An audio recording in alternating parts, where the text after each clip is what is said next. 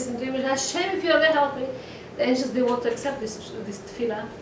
And Hashem, he says, Chata Chatira, he made a tunnel to accept this tefillah because he said, I'm listening, I'm hearing, I want to hear to anybody that tries to reach to him. So,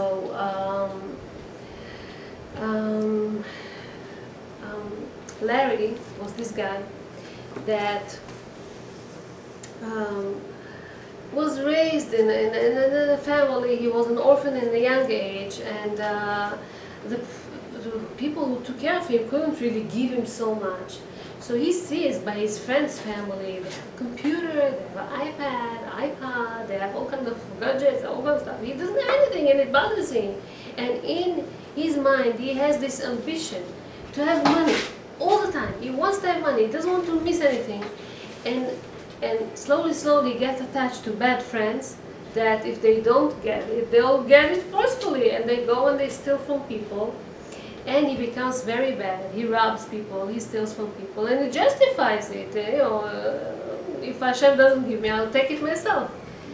And so he becomes very bad, and one day they catch him, and he's caught and is thrown to the prison. He's in the prison for a while, and over there, he meets even, the big stuff, the big important people, the one that know how to make a better, how to steal even better, bigger people over there. And they teach him and they consult, what would we do? How would we do our next act? We'll try to be better, we'll try not to be caught, and everything. A week before he's released from the prison, a rabbi comes to talk to him. Now, why should they go and talk to the rabbi? They're not religious, and they have nothing to do with religion. But the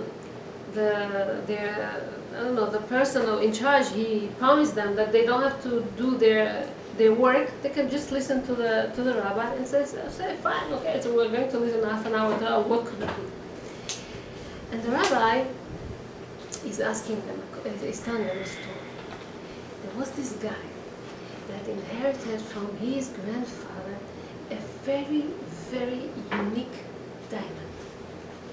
Big diamond, huge diamond, very special, not only the size, but also the way that it's perfect, the way that it's clean, So the value of this diamond is very, very high. He didn't tell it, he didn't show it to people because he kept it in his safe.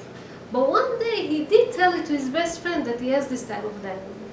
This best friend heard about this, couldn't stay still, nagged him, he wanted to see this diamond. So he shows him this diamond. As he takes it out from the safe, slowly, it was bright. It was the light that came from it was so strong that for a second he was dazzled, and by mistake this diamond fell. Now, when this diamond fell, there was a little crack. It was chipped a little bit in the middle.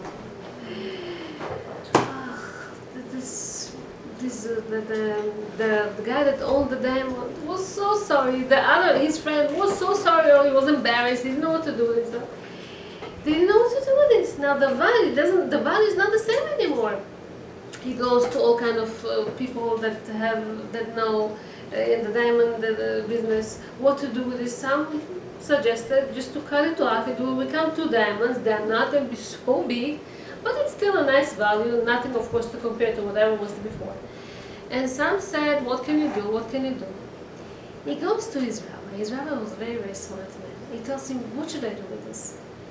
The rabbi said, okay, so there is some kind of a cut in there, but if you're going to continue cutting inside a little bit in the shape of a rose, it's going to make the diamond such a special and unique and rare diamond with the shape of a rose inside.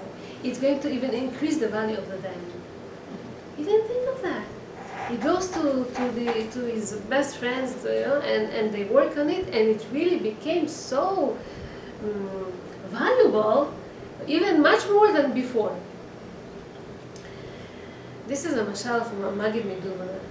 Basically, he tells to the people, this rabbi, to the prisoners, he says, all of you have some kind of a chip in there. from your past. You believe that you cannot become better. You believe that you cannot repent. You cannot become successful, or you could, but it will be through a crooked way. You cannot do it through integrity, through being straight and being honest with Hashem. But sometimes, through the cracks, through this damage, you can reach high levels, exactly like this diamond. And you just have to find a way how to do this. It's interesting. It says that how can somebody increase his value if he's not religious, if he doesn't know the value of Shabbat, of Torah, of mitzvot, of Ben Adam al Ben Adam al. Educate, get educated, learn. Once you're going to keep mitzvot, once you're going to learn some Torah, once you're going to follow whatever your rabbi say, okay, this is, you behave nicely and everything, this is, you change yourself, this is what Hashem likes. Hashem doesn't say, this rabbi is continuing saying, some of us were asking, so why weren't I born in a perfect family? If I were born in a perfect family, I would become perfect. Isn't that what Hashem wants from us? To become perfect, to be tzaddikim, to be righteous, to be the greatest? But no, Hashem planted us. Some in this broken family, some not rich, some have all kind of health problems, some have all kind of psychological problems, all kind of problems, and Hashem wants us to elevate from there. This is our test. Why did the Jewish nation started in Egypt? Why didn't we start in Israel? Wouldn't we become greatest if we would start in Israel? Why in Egypt? Why in the Torah there is so much descriptions of the defaults, of the defects of the Jewish people? They sinned in the golden calf, and they did this problem, and they did that problem, and the meraglim, and this and that. Why the Torah doesn't describe the greatness of Am Yisrael? How Aaron Cohen made chesed, how Moshe Rabbeinu was special, how Avraham Avinu. It doesn't really describe so much these deeds, but but some of the defects that were happening during the desert or whatever. Because Hashem wants us that through these we're going to grow. Because it says, Sheva yipol tzaddik vekam. A righteous person, he falls 7 times. But the greatness of this righteous person is that he gets up. He doesn't stay there. He gets up and he starts again, and he gets up and he starts again, and he gets up and he starts again. So Hashem doesn't send us to the world, okay? He doesn't complain to us, why did you, it's not good to make a sin, but why didn't you try to fix it? That's the question. Because people will make sins. It says, Yetzer lev ha'adam ra min ha'ro'av. Hashem created us this way that our evil inclination will sometimes win us. It's normal, it happens. But why didn't you fix it? Why didn't you try to fix it? This is the question that Hashem is asking. And this is our obligation. This is something that we have to work on. This is Teshuvah. Quickly, we're going to speak about Tefillah. When in the time of Mordechai and Esther, there was this decree upon the Jews that Haman would kill them all. So Mordechai calls Esther and he tells her, you have to go and talk to the king. She says, I cannot go and talk to the king. I'm going to go to talk to him, and he didn't call me. I'm going to die. He's going to kill me. He says, you have to. It's your obligation. So listen to what she tells him. She tells him, okay, so after all these prayers that I'm going to pray, and she did pray, פרק ק"ב בתהילים, it starts לנצח על איילת השחר. Eli, Eli, lama azavtani Hashem, why do you leave me alone? I need your help. I cannot do it on my own. Please be with me. I have to speak to this king Ahasuerus. Okay, so instead of, order her death, מצא חן בעיניו. All of a sudden, he liked her. Why? Because of the prayers, because of all the fasting. 3 days she fasted, miskena, she looked like green, like I don't know what. And he said, ובכן, ובזאת אבוי למלך. ובכן. Do you know what is this word, ובכן? ובכן is the numerical letters of 72. It's chesed. It's a lot of Kabbalistic things. But exactly with this word, uvchen, we praying on Rosh Hashanah. We coming with this word, Hashem, uvchen. And on Rosh Hashanah, we say it a few times. Uvchen itkadosh shimcha, uvchen ten bachdecha, uvchen tzadikim yeru v'yismachu. This is this uvchen. So we come to Hashem and we pray. There was this woman that got engaged. And a nice boy, fine guy, and everything was okay. But sometime after she got engaged, they found that lo alenu, she has a tumor and she has cancer. So she didn't know what to do, and she consults her fiance, and she consults the rabbi, this and that, whatever. They make an operation. The operation, Baruch Hashem, succeeded. Everything was okay. After the operation, one of the doctors comes and tells her that she won't be able to have kids. This is when she didn't know what to do. She calls her rabbi. What should I do? The rabbi says, you know something, for now, this shiur is called off, but don't announce, don't tell it to anybody yet, we'll wait. Wait for what? He said, soon is going to be Yom Kippur. A few days before Yom Kippur. Yom Kippur has so much strength. You can pray and rip off the heaven. Ask, pray to Hashem, call Hashem, cry to Him. You can make a change, you can make a miracle. And you can imagine to yourself what type of tefillah, what type of prayer she had on that Yom Kippur. She cried like she never cried before. She prayed like she never prayed before. And he prayed, and the rabbi prayed, and whoever. And yeah, a few days after Yom Kippur, a doctor calls and says, you know something, I think there was a wrong mistake, there was a problem. Of course, you'll have a chance, there's a problem, it's okay, blah, blah, blah. You know something, she got married, and she got pregnant on the first month. Unbelievable. This is the power of tefillah, power of prayer. It's unbelievable what kind of miracles a prayer can do. So this is what you pray. It says, Rabbi Elazar אומר, לעולם ידים אדם תפילה לצרה. It's better that you first pray and then, God forbid, to have a problem instead of having the problem and then praying. So always pray, always have in mind to pray. So happened to this family. The father, Lolen, got sick, and they didn't know what to do. So of course they mentioned his name in shul, and they went to the best doctors, and they did their ishtadlut. But when they came to the rabbi said, you know, I know that the children, little kids, they have a very their prayers are very powerful because they're so innocent. They never made any sin. They're not used to speak bad words or to say lies or lashon hara, stuff like that. Let the people sit around the table and cry and pray and say Tehillim and everything. So this is what they did. For 2 hours they cry and they pray and pray and pray. And then they go, before the operation, they have to check the MRI and all this tests that they do before. Now all of a sudden it decreased. It looked so big before, it looked so terrible before. Now it's okay. We can manage it. We can work on it. This is a power of prayer. So this Rosh Hashanah, you want to pray, or any time, not only Rosh Hashanah. You want to pray to have Shalom Babayit. Yeah, this is what you have to do. You want to pray. I don't know, that your kids are going to listen to you and behave and become Talmidei Chachamim. Pray. Everything is through praying. You want the cake to succeed. Pray. You want, every small thing that you want Hashem to. This is the prayer. This is the connection. Let's finish with tzedakah. We say Tefillah Teshuvah v'tzedakah. It's a true story. I read it last week. So. The story was in Greece. The community over there were very, very sad because of a funeral that just happened.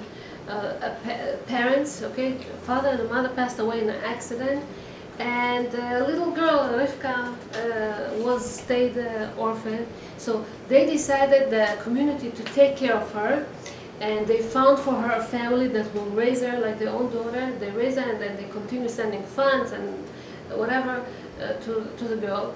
She was very, very extraordinary smart girl. She raised and she became a very nice looking and very smart and everything. And then now they want to suggest her all kind of guys to get married. She says, you want to get married to anybody? She says this no, and this no, and this no, and this no. She became almost 40.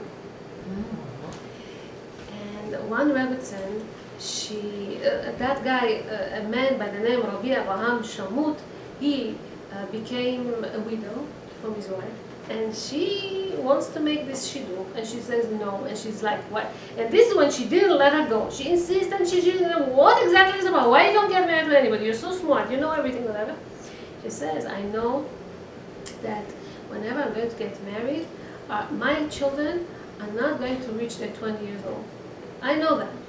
So I don't want to get married. Why should the guy that I married to will suffer, his children will die and everything? I don't want to go through this. So she started to talk to her, what are you talking about? This good, this mazalot and everything good maybe to Gentiles, but to Jews we are above the lot with the prayer, with tzedakah, with Tefillah Tzedakah. You can change, you can do. She talks to her. Okay, she said okay, she's getting married. Baruch Hashem, she got married and she had a baby. What should we name? So because they want this baby to stay alive, they named him Aaron. Because maybe with the righteous person of Aaron that was Ohev Shalom, Ohev Shalom was doing chesed all the time to people, hopefully with the name will give power to the boy also. So fine. The mother all the time tells the boy, you have to make chesed because only because of this you're alive. You continue to make chesed whoever you meet with, and she instilled it in himself. When he reached 19 and everything was okay, so they felt good. But a few weeks before he became 20, he became severely ill, and they didn't know what to do. At that time, a rabbi by the name of Rabbi Yoshua Pinto came to Saloniki, and the father of this Rabbi Abraham was hosting him, is taking care of all his needs and everything. And he sees that he's sad, he's not happy, and he's asking him, what's the problem? And he tells him, my son is very sick, and I don't know if he's going to live. We don't know what to do with him. The rabbi went back to his room, and he was thinking about this. And as he comes out, he tells the father, I see only good energy on your son. No problem, he's going to live, don't worry. He probably did some kind of a mitzvah which you don't know. So a few days later, this Aaron became better. He had a color in his cheeks. He became better. He became healthy. And the rabbi comes and he asks him, so what did you do that you become healthier? He didn't know in the beginning, he didn't think of it, but then he thought, and he said, okay, so it was the beginning of Chodesh Elul, and I was walking to Slichut, so it's early in the morning. Early in the morning I go in the street and I hear a cry. Who's early? Who is crying so early in the morning? I go to next to this Shlomo house. The richest man in town, and he's crying. And I'm coming next to his window, and I'm hearing, why is he crying? Maybe he needs help. So he says, he prays to Hashem, and he says, Hashem, my business is not like it used to be. I owe so much money to people, and I owe money to non-Jews.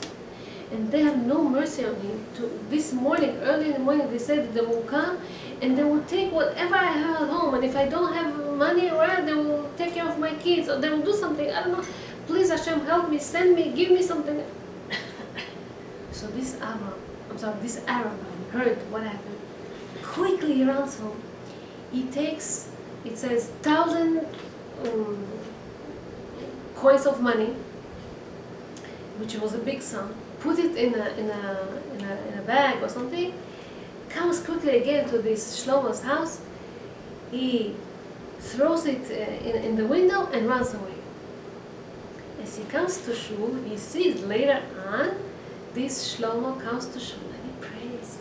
And he says Hallel, and he's so happy, and he's praising Hashem and saying thank you for the fact that miraculously he sent he saved him, and he sent money, and he was able to pay all his debts to these people.